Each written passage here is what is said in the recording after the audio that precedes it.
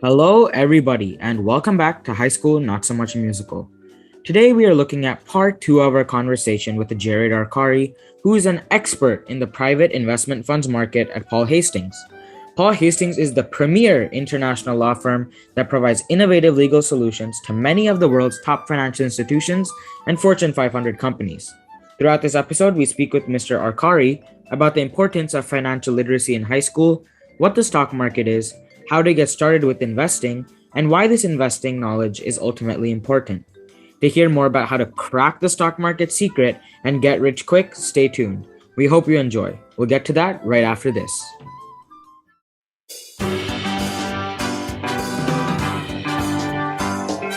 This is High School Not So Much a Musical, a podcast that takes you on a ride through the peaks and valleys of a high school journey. Here are your presenters, Nitin Jaladanki and Ayush Agarwal.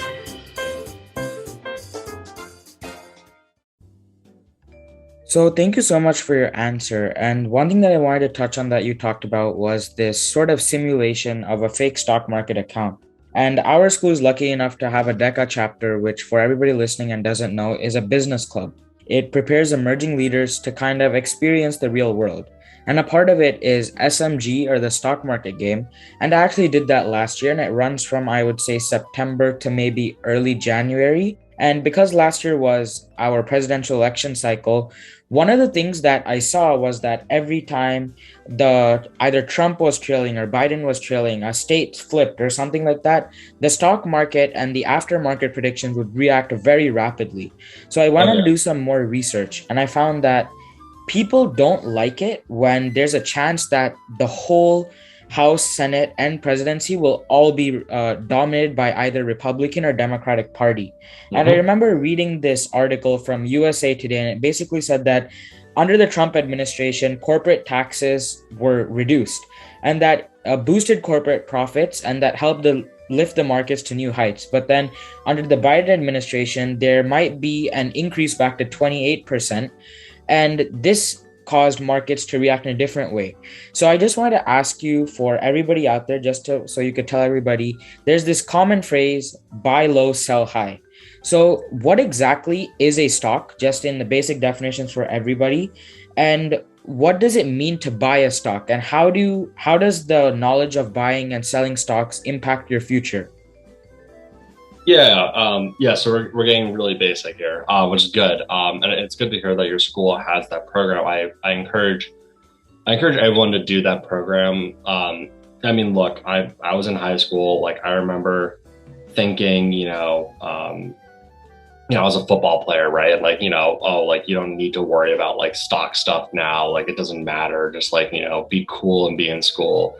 But I will say now, later on in life, like, the people that are doing really well from, my high school and, my colleagues, were the kids that were interested in that stuff, right? That now they have the Instagram accounts full of, nice watches, nice things, nice dinners. And it's because, they paid attention, right? And they took that class, and now they started investing when they were 21, instead of waiting until they're 27, right? Like, that 6-year difference is huge. That's building wealth, really. And so I encourage everyone, to spend the hour, a week or whatever, to take that club or do that class and just, familiarize yourself with it, because it will pay off. It will definitely pay off later on in life, if not immediately. But back to your question, what is a stock? In the most basic sense, right? The stock market is the public's ability to buy a share of a company that is publicly listed. And so let's use the example of Facebook. So Facebook is a public company.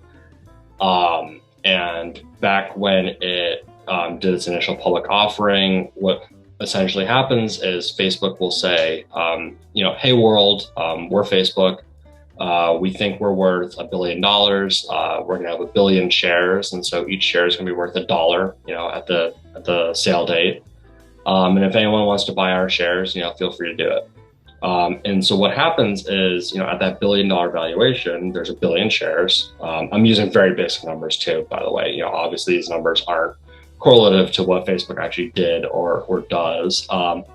But basically, there's a billion shares of Facebook that represent a class of stock in the company. So when you buy a share of Facebook, one of those billion shares, you're technically buying a piece of the company. And what you're buying is really not, you're not buying like an office share of the company, right? You're not buying a specific piece of the company, but you're taking a slice of a pie that represents the company. And what that really means is it represents its revenues and its income. And so what you care about as an investor is when you purchase a share of Facebook, right, you are given rights to vote on things that the company thinks is important, based on what the board of directors thinks is important, really.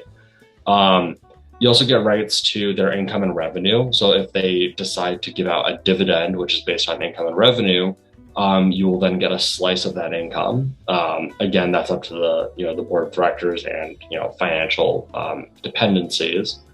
But really, what you're getting is a say. You're getting a slice of the company that entitles you to the rights and other facets of the company. That could be anything from voting on the next. Voting on whether the company does one thing or the other, or receiving dividends, receiving news about the company that unless you're an investor, you don't get that news.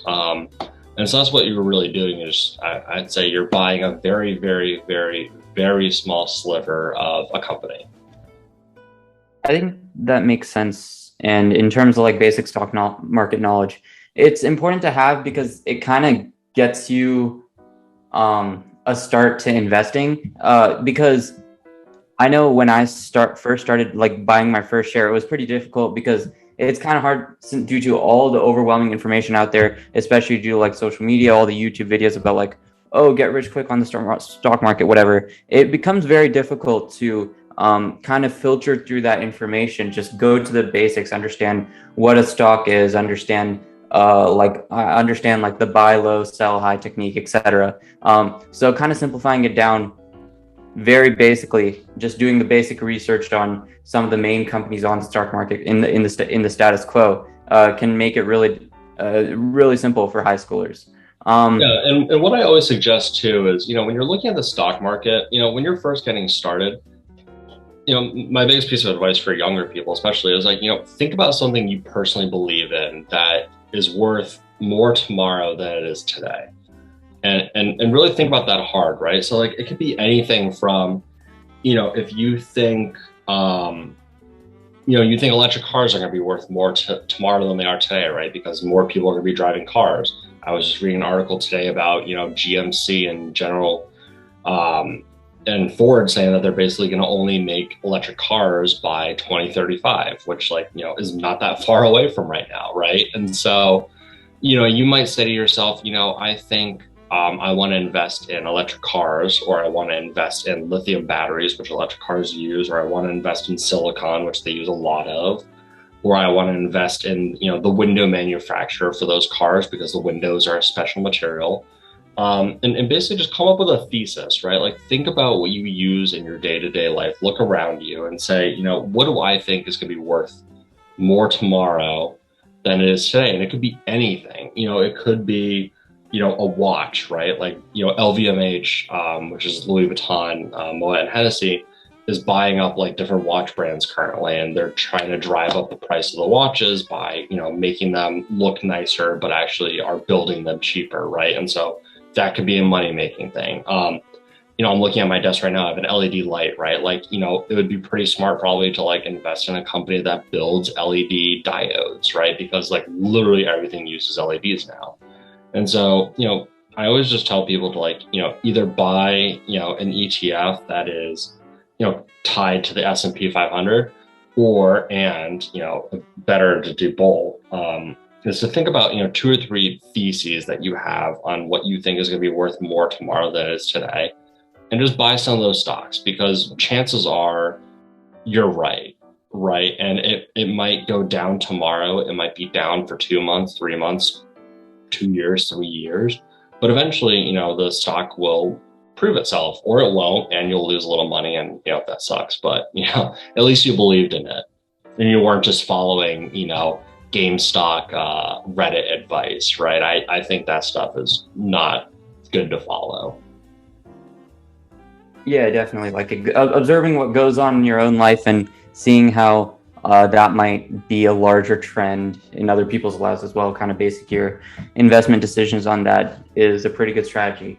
In terms of the final question, we asked this to all our hosts, or to all the people that come onto our podcast, and it's more of a general advice question. Like high school is the time where you can kind of make decisions on what you want to go into, which then allows you to do like extracurricular activities and research based on that. So for people specifically trying to, go into the personal finance industry, or trying to go into the private equity industry, or trying to go into maybe Wall Street or finance, etc.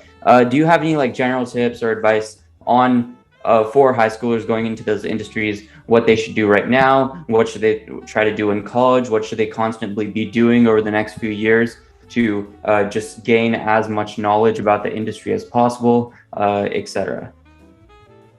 Yeah, definitely. I think this goes back to one of the things I was saying before, and I think I can distill it down into a very simple slogan, is just be curious, right? Like, you learn so much by researching, by asking yourself questions and being like, I don't know the answer to that. I'm going to go Google it. Like, Google is like a great resource. I mean, I know, I'm sure your teachers will hate me saying that, but, if you go down the rabbit hole of research, you will teach yourself a lot of things, and then you will retain and be able to regurgitate those things when the time comes. So you might be in an interview someday, and an interviewer for a bank, let's say Charles Bank or something, might ask you, what do you think about the current trends of LIBOR rates? Which is a very general question that I wouldn't expect any high schooler to know. But this is post college, your first interview. Maybe you're applying for an analyst position. They might ask you, what do you think about the current LIBOR rate issue and Brexit, right? And the only way you'd have any knowledge of any of that is if you were curious enough, reading something else about another topic, that you then ended up on, the Wikipedia page for LIBOR rates, and then, a research note from UBS from like 3 months ago that basically, distills down what LIBOR rates are and why they're connected to Brexit and why that's an issue, right? You would never just learn that fact in a class. There's no class on LIBOR rates, right? And I hope there isn't. And if there is, that sounds miserable. But that's how you learn those things. Just like these little one-off like research wormholes that you can go down, where you might start at researching why lithium is such a difficult material to mine, right? And why only a couple publicly traded companies, companies that you can buy stock in, why only a couple publicly traded companies can actually mine lithium and make a profit on it. And then you might go down the next rabbit hole of, okay, where does Tesla source most of their lithium from? You can find that pretty easily. There's probably 15 articles about that. And then, you can go down this the next rabbit hole of, there's also a couple companies that recycle lithium, and they make a lot of money doing that because it's very hard. It's hard to mine lithium, and it's also hard to recycle lithium. But if you did any research on mining lithium, you know that A, it's very hard. B, there's not that many places to mine lithium. C, it's very expensive to do. And D, it's a non-renewable source. So like once it's out of the earth, it's out of the earth, and you can't just grow more of it in the earth. It's not like a potato. And so, based on those 4 facts, you might start thinking to yourself, holy crap, a really good investment idea might be, to buy stock in a recycler. And there's only a couple of recyclers currently. And so, then you might do research on like how lithium is recycled and, how that works and why it's such a tough process and why only this one company is able to do it currently because, they invested $1 billion in some weird technology, chemical, I don't know. But again, I just took you down my own research wormhole in my own mind of, from Tesla to Tesla batteries to where Tesla batteries come from to where Tesla batteries go afterwards once they can't be used anymore. And that's just like, you should do that for everything because you will learn so much and you'll be able to talk about so much. And, you might be in an interview with an investment bank and you might know that they invest in lithium, and you might say, hey, like, personally, I think, investing in lithium is a great idea, but like, I think, the recycling aspect of it is very important. I don't think many companies are doing it right now. And they might say, wow, this kid's a genius, right? Like, they're not going to make you CEO the next day, but they might think, hey, he knows what he's talking about. He's clearly done some research on his own and he's curious. And I think, at your stage in your lives and careers, being curious is the best thing you can do, right? Like, your first job interview or your first college interview, they're not going to be asking you substantive questions, right? They're looking for, are you curious? Are you willing to learn? And can you learn very quickly? And if you start talking about, lithium and recovery and recycling during an interview, they're not going to be like, this kid's a nerd, right? They're going to be like, oh, wow, like he like actually is interested in stuff and he's done research and he thinks critically and he's able to form, a thesis, and he's able to research independently without being told to do so. And, in any hiring manager's book or in any, college advisor's book, those are all the best things they could be looking for in young talent. And so, you're doing yourself a favor in multiple ways by just like doing this like process of constantly researching, looking down these rabbit holes, researching things until you're 50 degrees away from it and you don't even know where you are, kind of like how Reddit works. Not that I'm encouraging anyone to use Reddit, but that's exactly how it works. But yeah, I think, that would be my advice, is just be curious and, use that curiosity to your advantage to build your knowledge base. And, you'll be shocked what you'll pull out of your hat at an interview where they bring up something and you remember that you thought about this a year ago and you did a little bit of research and it brought you down this other route. And you might explain that to the person, and the person might say, hey, I did the exact same thing you did. And then you guys both get a good laugh out of it, and hopefully you get a job out of it. Thank you so much, Mr. Arcari. Just to sum it up for our listeners, having this financial knowledge is essential in today's world. We suggest that you look at all the different resources out there, such as the stock market game hosted by the SIFMA Foundation and the High School Investment Challenge by the Wharton Global Youth Program. The possibilities are endless with investing. Thank you so much for joining us on this episode of High School Not So Much a Musical, and a big thank you to Mr. Arcari once again. That's our show for today. Now roll the credits. High School Not So Much a Musical is hosted by Ayush Agarwal and Nitin Jaladanki. Narration by Samhit Padala. Music from Louis Luang Relaxation Cafe, Tune Pocket, and Infraction. If you like the show, please recommend it to your friends and family. Thank you for listening, and see you next time.